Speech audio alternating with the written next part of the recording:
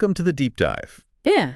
Today, we're really getting into the world of Artemis. The Olympian goddess, yeah. Hunting, wilderness. Right, wild animals. The Romans called her Diana, daughter of Zeus and Leto, twin sister of Apollo.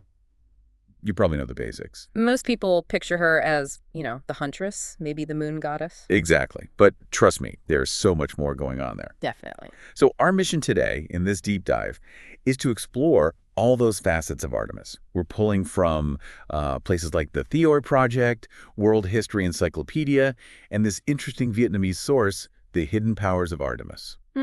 Interesting mix. Yeah, we want to uncover some maybe surprising facts and get a real appreciation for her power, her influence. Pretty diverse. Prepare for some aha moments, I think. Her domains, the myths, they go deep. Okay, so let's start with her core domains, powers.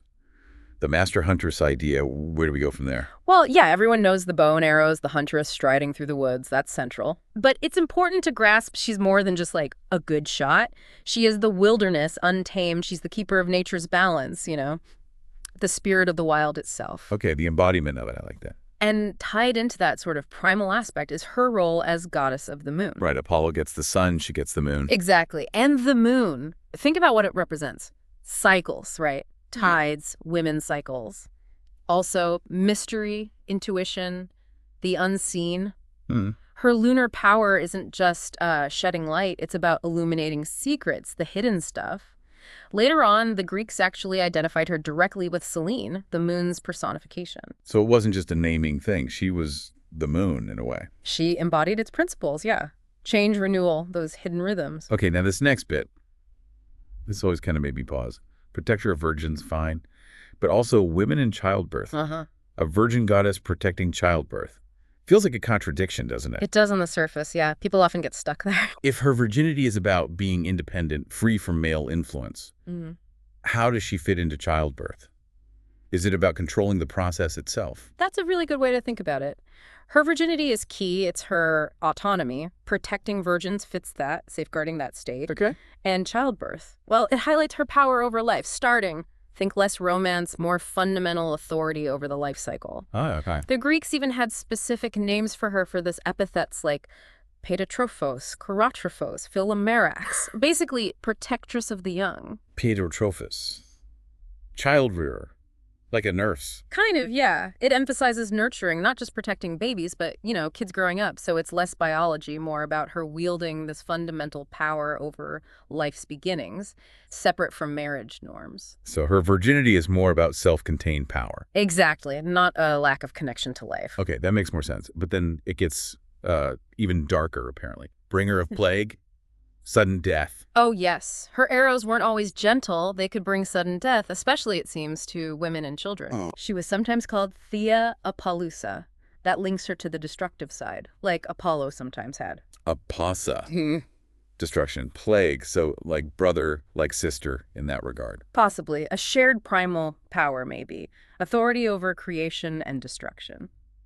It's a side we don't talk about as much, but it shows her control over fate, Life's fragility. Nature isn't always kind. Precisely. Beautiful, life-giving, but also unforgiving. And I read something about her temples being built in specific places. Yeah. Like boundaries, margins. That's a really sharp observation. Yeah. Being goddess of the wilderness links her to the edges, right? Where human stuff meets the wild. Transition zones. Exactly. Building temples there where land meets water, forest meets clearing it, could symbolize her role mediating between those realms. In between spaces having special power. That's the idea. And she, being queen of the wild, naturally owned those liminal zones. Okay, and here's another surprise for me, Battle. I always picture her alone hunting.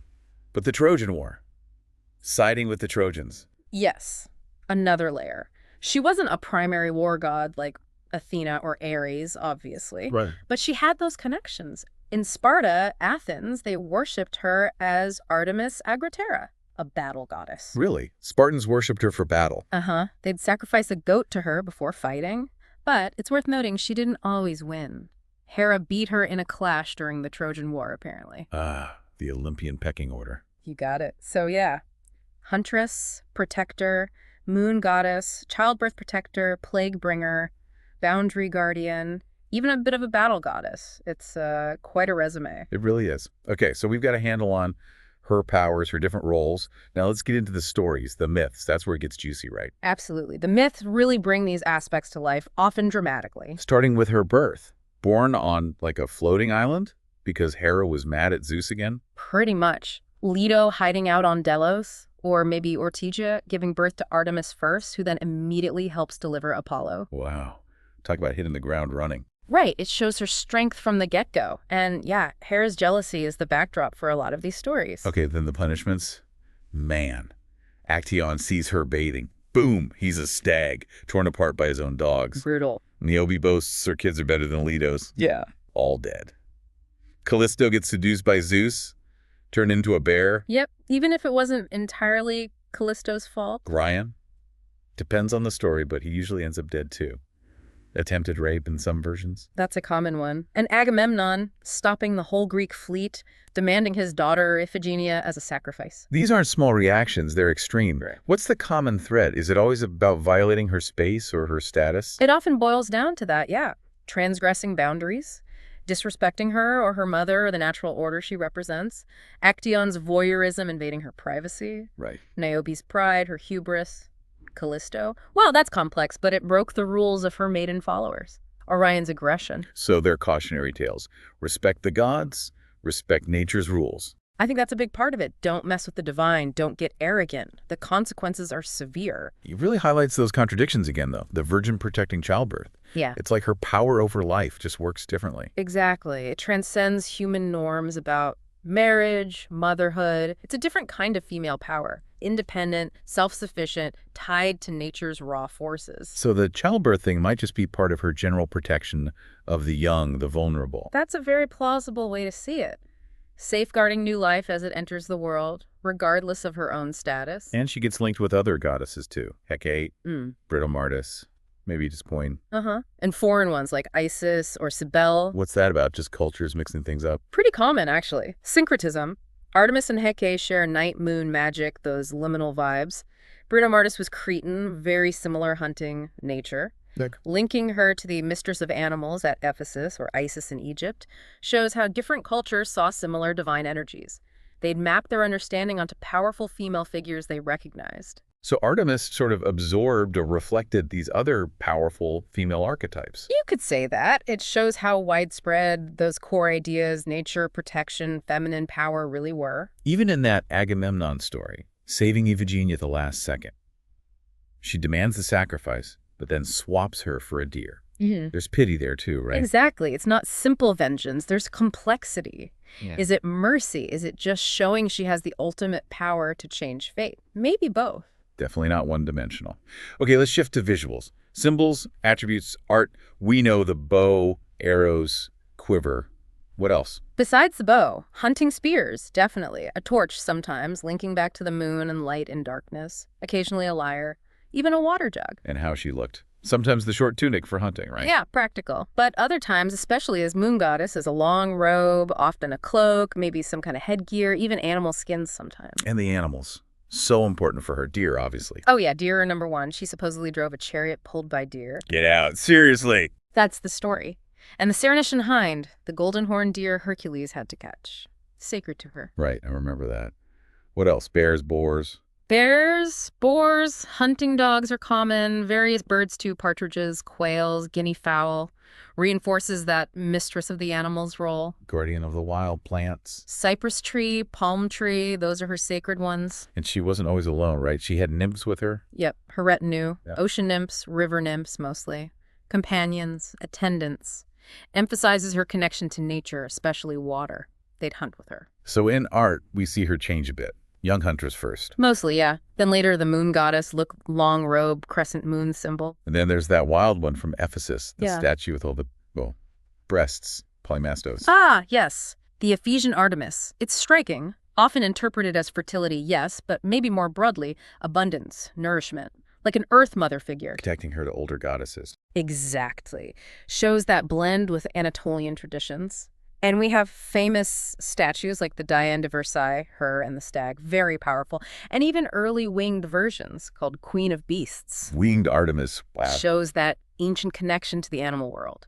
So the art really tracks how people saw her different aspects over time. Okay, so how did people actually worship her? Sounds like it was everywhere. Oh, very widespread. All over Greece, the islands like Delos and Crete, Sicily, southern Italy, especially big in wilder areas like Arcadia, the Peloponnese. And that temple at Ephesus, one of the 7 wonders of the ancient world, that's huge. It really was massive. Shows just how important she was there, especially in that fertility goddess aspect, blending Greek and Eastern ideas. The bee and stag were big symbols there. Were there other major spots? I read about Brauron for young girls. Yes, Brauron was crucial. They had rites of passage there for girls before they got married. Shows her role in guiding young women into adulthood. And Taurus. That sounds intense. Human sacrifice stories. In the very early days, yes, the legends associate Taurus with human sacrifice. Pretty grim stuff. The Artemis worshipped at Brauron was sometimes linked to that Taurian version. Shows how cults could evolve, maybe become less brutal over time. Yikes. Any other big sites? Magnesia, Purge, Delos, of course, her supposed birthplace in some myths. Lots of places had shrines or temples. And the sacrifices themselves varied. Goats, dogs. Stags and goats for the Baronian Artemis. Dogs up in Thrace, which is pretty unusual. And that goat for Artemis Agroterra before battle in Sparta. So it depended on the place and maybe which aspect of her they were focused on. Exactly. Local traditions, specific needs. Okay, so bringing it all together. What about the deeper meanings? Philosophical takeaways. She seems to represent that line between humans and nature, right? Absolutely. She's like the ultimate symbol of that boundary. The untamed world, its power, its mystery, stuff beyond our control. She guards that. The life-death thing reflects cycles. Totally. The same power protects new life and can bring a sudden end. It's all connected in her. Makes you rethink those harsh punishments, doesn't it? Maybe there's a message there. Like nature has rules, and they're not always gentle. Yeah. And we need to respect them. That's a really strong way to put it. Maybe her punishments symbolize what happens when you show hubris, when you disrespect that natural or divine order. Consequences. And just her independence. Untamed femininity. Yeah. That still feels relevant, doesn't it? Hugely relevant. Her fierce autonomy, rejecting traditional roles, that deep connection to the wild. She's a timeless figure for feminine power, for independence. So wrapping up, it's clear Artemis is way, way more than just a huntress with a bow or a face on the moon. So much more complex. Power over wild things, the moon, childbirth, death itself, her impact on Greek culture, ideas about fate, female autonomy. It was huge. Really profound. And when you think about all these different sides, the nurturing, the deadly, the wild, the civilized connections, it does make you wonder, what is it about her that still grabs us today? Yeah. What's her enduring appeal? Her relevance for, people now? That is a fantastic question. Something for you, the listener, to really think about. Maybe dig into those sources we mentioned, or find others. Keep exploring the mysteries of Artemis. Definitely worth doing. Thanks for joining us on this deep dive.